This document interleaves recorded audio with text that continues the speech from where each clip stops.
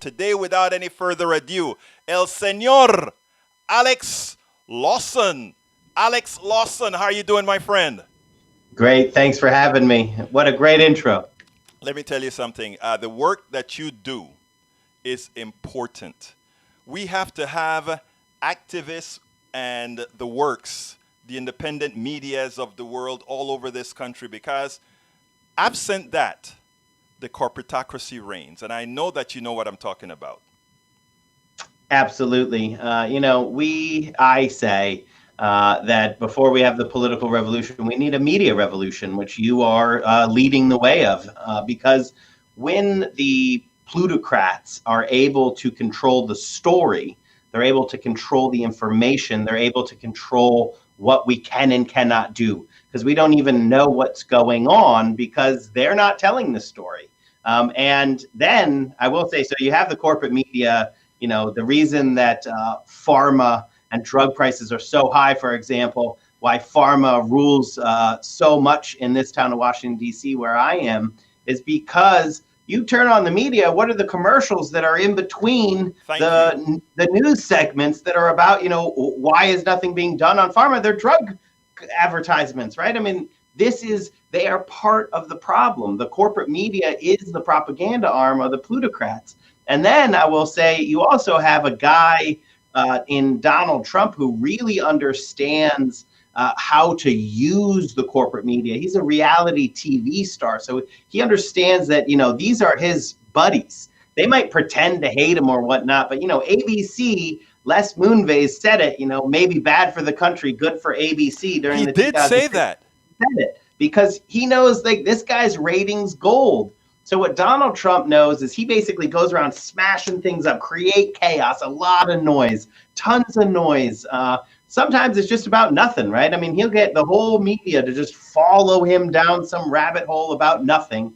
And all that time that he's creating that chaos, he has an army of minions. I mean, some truly bad people like Mick Mulvaney and Stephen Miller, the architect of plans, Stephen Miller, to put children in cages, and Mick Mulvaney to do whatever it takes to destroy our earned benefits, Social Security, Medicare. And that's what we're talking about today. That's this policy, this backdoor attack on our Social Security benefits. I like the way you said backdoor attack, because that is what got me into doing this today, right? I was doing my normal reading of the morning, and I saw, wait a minute, this is not, the problem with discussing Social Security is that it has so many different appendages. It is very hard to sit down and say, well, how can doing this really affect my mother, my father? Because they're on regular Social Security, right? But Social Security covers a whole lot more. So why don't you take it from there and tell us what's really happening? Why is it so dangerous? So what's going on is there is only one Social Security system. We all pay into it during our working lives, and then it's there for us. It's wage insurance if we lose our wages due to some things, right? Due to retirement. That's what most people know about Social Security. But we all pay in and are currently covered over loss of wages, also due to disability, and for our survivors, if workers die, their survivors receive Social Security benefits. So disability benefits and survivors benefits. This is all one insurance package that we pay into.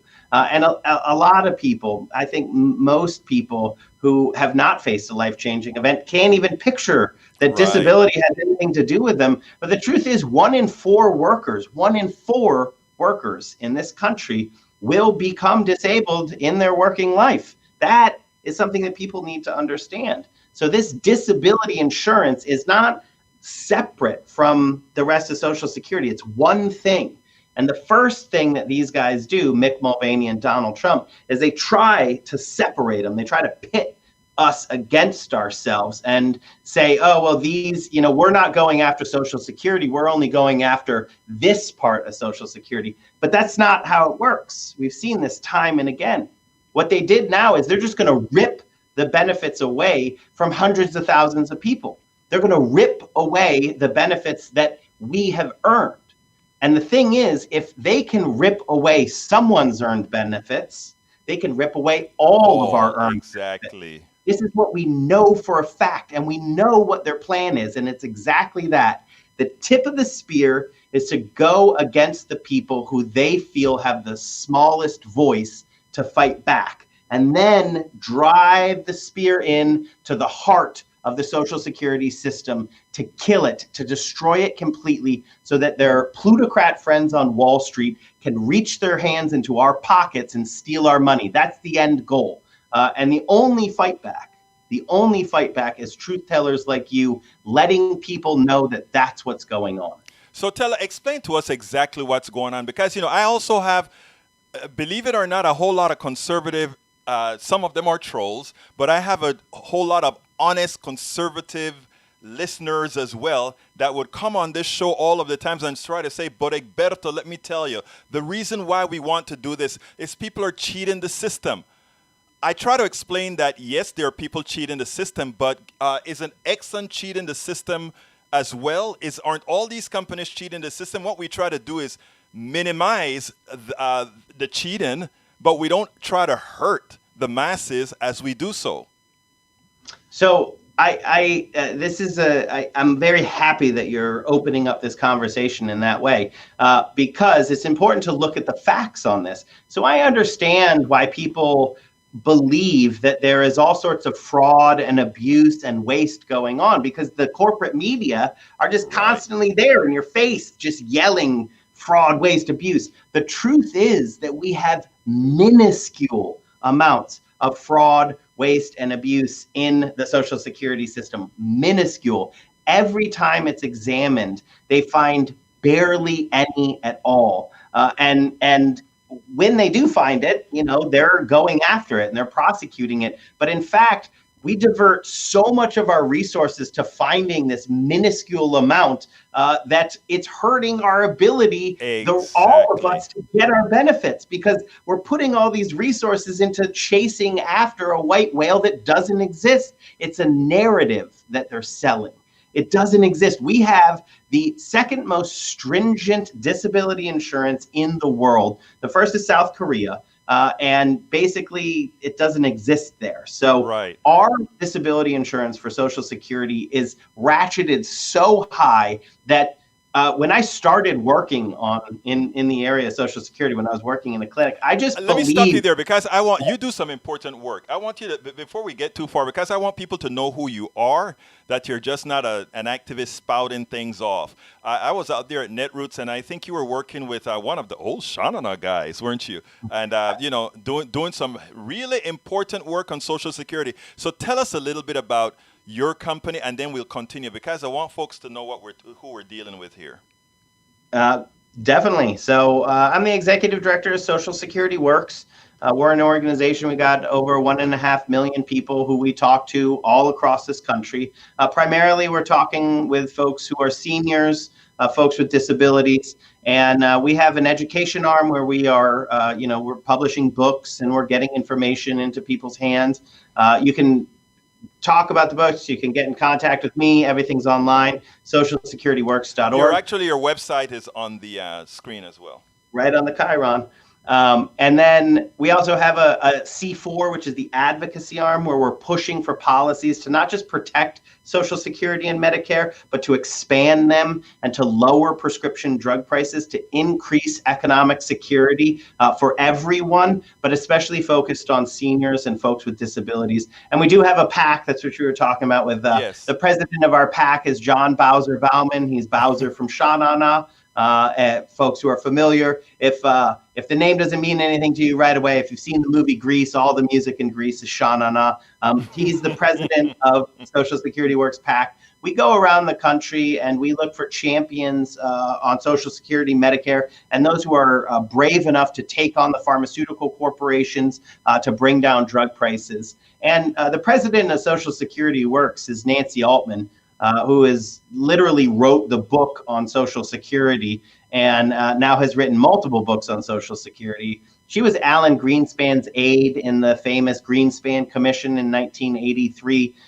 So, we're talking from an area of expertise on these issues. And the story that I was just about to tell was, I actually come out of from a clinical side of things. I was a health educator in outreach clinics, and I worked with people who were looking to get disability benefits that they'd earned. Mm-hmm. And the requirements are so stringent that I thought that you were always denied the first time. I just thought that I literally, it was my job, but I just told people, you're always denied the first time, and then you have to actually go. It's not true that you're always denied. It's not 100%, but it's so close to 100% that I was never proven wrong. The requirements for getting these benefits are so high. So what these rules do is they make it even harder to confirm that you should continue receiving your benefit. Right. And the thing is, it might sound good, but we've seen this before. Ronald Reagan did this in 1981 to 84. He had to stop and reverse course and apologize because they saw really clearly that the effects of this are that a whole bunch of people who should not be thrown off, who do deserve their benefits, are thrown off. And then if they make it through the appeals process, they're found that they never should have been thrown off in the first place. But along the way, thousands of them died. And tens of thousands more just never even appealed.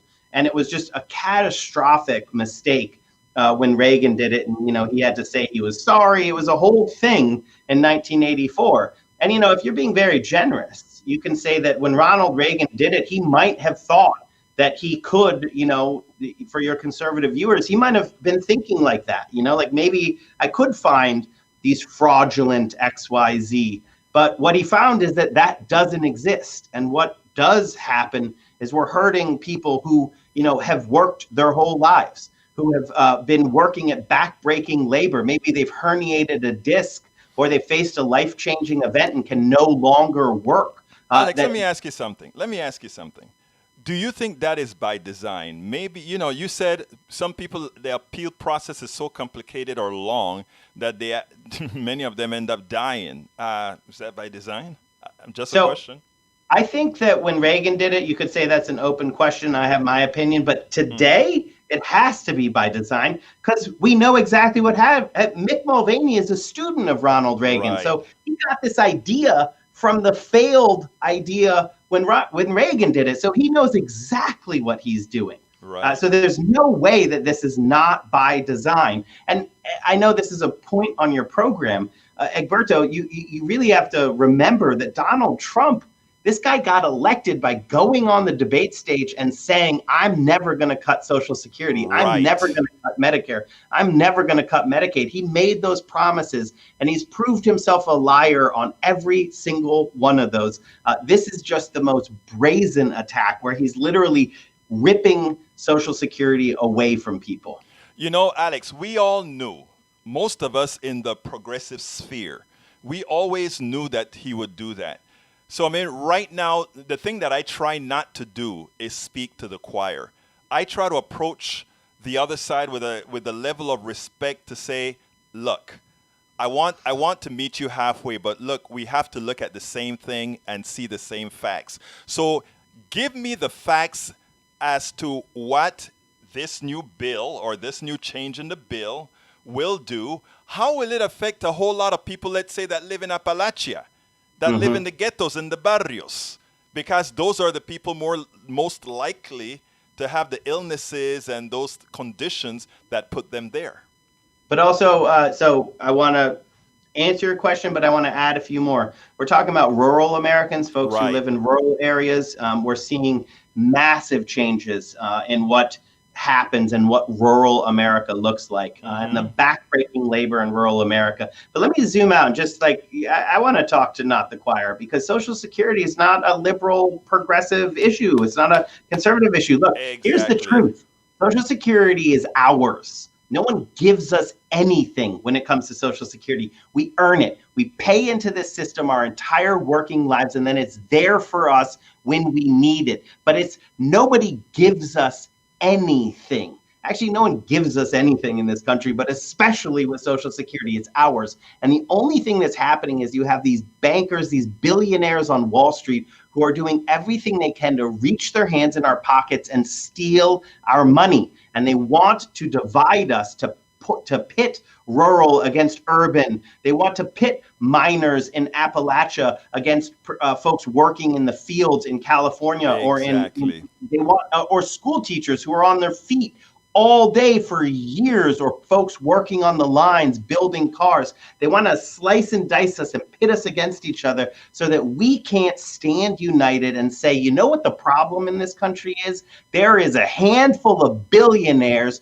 whose greed is a sickness, and they're willing to watch the world burn so that they can buy another golden yacht or whatever it is that they do with all of their billions of dollars, and they can't keep their greedy little hands off of our Social Security. So this is what everyone needs to remember about Social Security. It's ours. We earn it. No one gives us anything. We shouldn't be calling it an entitlement, because you're Never. absolutely right. That is something that we all pay into. We pay into it progressively, and which is the right way to do it. And in fact, we pay into it. It's not at the moment. It's not actually. It's not progressive. Actually, unfortunately, the benefits are actually. You're right, because it's a constant rate up until $100 and something thousand. Exactly.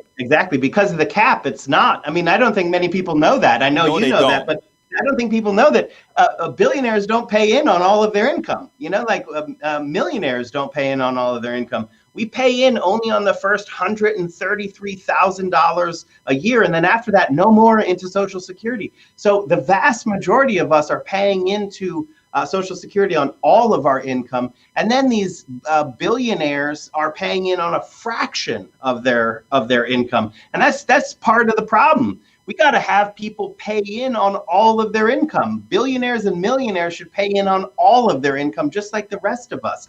And if we did that, not only is Social Security solvent, forever, but we can expand benefits. And that's the only problem with Social Security. The plutocrats can't keep their greedy little hands off it. But the truth is that the benefits are super modest. Very modest. Yes. They're incredibly modest. You're talking about $20,000-ish. Like, this is not a lot of money. And for far too many people, it's their only source of income in retirement. We saw the Wall Street cause collapse of the economy in 2008. 401ks turned into 201ks. And the only thing that stood strong is Social Security. For 85 years, through boom time and bust, through war and peace, not a single payment has ever been missed. And I will say, you want to know why Wall Street hates it? Because it does it all for less than 1 penny on the dollar. Think about it. And what do they charge to manage your account as well? And it's funny because I don't know if you remember when Bush II came into office, his supposedly second mandate was to privatize Social Security, and we know what would have happened then. Absolutely. He was trying to hand over our Social Security to Wall Street so they could gamble on it right before they collapsed the world economy. But there's another thing there, and I'm really happy you pointed that out, because what it showed is he thought he had this quote unquote mandate because he was listening to billionaires from Wall Street, but Republicans, independents, and of course Democrats were like, no. Absolutely not, because Social Security is this cross-cutting issue. It is not a partisan issue. Now, let me tell you, Alex, what I think it's important going forward, right? I think, and I'm going to get a little bit off of the Social Security subject. After all, hell, you're a damn activist as well. So let's beat this. I have been telling our folk, specifically progressives, that there's absolutely no way that we don't win in 2020. The issue is how big a win we have, and whether the Democratic Party will be complicit in stunting how big a win we can get based on these particular financial issues. I'm interested to your thoughts on your thoughts on that. I don't have as rosy an outlook as you. Yes. I think that, a lot of my political theory was actually forged in the 2004 election. Hmm. Like it just I it remember well. Yes. really stamped itself on my brain. So I think that there's a lot of structural advantages to Donald Trump. But I do think that his numbers, how deeply unpopular he is, no matter how much they pretend otherwise, he's deeply unpopular. So I think that there is a battle in the Democratic Party. So what I'm saying is I don't think anything's guaranteed. I'll just Yeah. leave that. But then on Let, the let, Democratic side, I I want to interject a bit here because this I want you to kind of hit my thinking a bit here. My big issue right now is you just came onto this show to talk about Social Security, something that has a material impact on Appalachia. And that is his, when I say, the reason I like to use Appalachia is that it's his stomping ground, okay? Um, I can see Alex if the Democratic Party and progressives really wanted to have an impact. I know a lot of times they said just bring out your base. I live in a very red base. And it's amazing that if I get a chance to speak to people, how many of these people suddenly are aware because given that Fox News is their source of information, when they get it from me and then I tell them, by the way, I don't want you to listen to me. I want you to verify all that I've told you. Many times they will come back to a coffee shop with me. I'm like, oh my God. I had a guy who wrote a blog on immigration. A red Republican writing a blog on why immigration is important for EgbertoWillies.com after he had a conversation, after he was against immigration, and suddenly he realizes, oh my God, we actually need that. Some people, empathy is not enough. But so, I mean, don't you think your job and the job of the party and otherwise are not only to work on your base, but to go out there and don't assume that we just have a whole bunch of racist, stupid people, because I don't think that's what we really have. But you tell me better. So I think that there is a battle for, what the Democratic Party is going to do. And I think in one of those situations where you're talking about Sanders, Warren, Hmm. you're talking about folks who really do want to upend an economic system which is set up to upwardly redistribute wealth to the billionaires.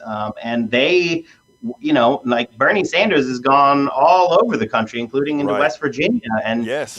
he's talking to people about Social Security, about the pharmaceutical corporations that are killing people for profit across this country. He's speaking a language that people are hearing regardless of party. It's not about Right. party. It's about policy, and it's about who is is he going to fight for? And if that side of the Democratic Party wins, that's the side that listens to the people, and that's the side that is going to go everywhere around this Right. country and make the case that Right. our policies. Now, on the other hand, I think you have Democrats who, they listen to the donors. They Yes. have a mindset that because the Republican Party is backed by big money, the only way to win is to actually go after their own Democratic big money Right. and then let the billionaires duke it out, and the parties are just like sort of proxies for the various billionaire factions in this country, which is a super sad way of like seeing the world. And that side of the Democratic Party with the policies that they propose, what they look like are it's basically mitigating the Republican policies, right? So it's not building a future where the Right. workers and the people are working together and the billionaires are not in charge. And the workers and people don't have to fight for the crumbs that fall off the billionaires' table. That's what the people's side of the party is fighting for. The donor side, to their credit, what they're saying is something like we're gonna fight our hardest to keep the Republicans from stealing your Social Security. We're going to create a situation where they can steal less, where they can hurt people less. And I want to believe in a party, and I think the way we win on the left is I don't want to fight to be punched in the face only once, right? Like, oh, they were going to punch you in the face twice, and I got them only to punch you in the face once. Say thank you. I'm like, I'm not going to say thank you. I still got punched in the face. I want to change the whole system. I don't want to just be on defense all the time. I think that when people are united We can never be defeated. We will beat money power every single time. We just have to be able to cut through the noise. We have to cut through the corporate media, which is hard, but we can do it. And we need to get behind people who we believe are going to be fighting for the people and not for the donor class. I mean, we have that same phrase that we use in Spanish. Look, Alex Lawson, I need you to close me out by doing one thing one more time. Tell our audience, our entire audience, what it is that Donald Trump and his cabal is doing. And secondly, what do they need? What must they do about that? So Donald Trump, Mick Mulvaney, and his ilk are ripping Social Security away from hundreds of thousands of people. They're stealing our earned benefits. Now, they're going after primarily folks with disabilities on this, but that's just the start. After they can prove that they can rip our benefits away, they're coming after all of our benefits. Now, the truth is that we have an opportunity to stop this. You can give a comment on this proposed rule. And I'm going to just send you to socialsecurityworks.org. And on the front of our page, we will have a place that you can click that'll send you right over to where you can put your comment into the proposed rule. So it's socialsecurityworks.org. That's our first thing that we have to do. We have to flood the proposed rule with comments saying absolutely not. Then we need to turn up the heat on our elected officials. Now, fortunately, we already have some champions in both the House and the Senate who are fighting back. But we need to create more. We need to make it clear that anyone who's ripping Social Security benefits away is going to get hammered in the next election, and they're going to get sent home with no job in November. So all of this you can find at socialsecurityworks.org. My email's on there as well if you want to send me a note about anything or you have some questions. But if you sign our petition there, you'll get all of our emails, or there's going to be a link that you can click to go over to put a comment in against the rule. Alex Lawson, Executive Director of Social Security Works. You can find him at socialsecurityworks.org. Thank you so kindly for having been on Politics Done Right. And please keep up doing the great work that you're doing because, brother, you know we need to have that done out there. Thank you so much for having me. And you keep up the great work you're doing as a truth teller across this country. Thank you, so brother. much. Have a good one now.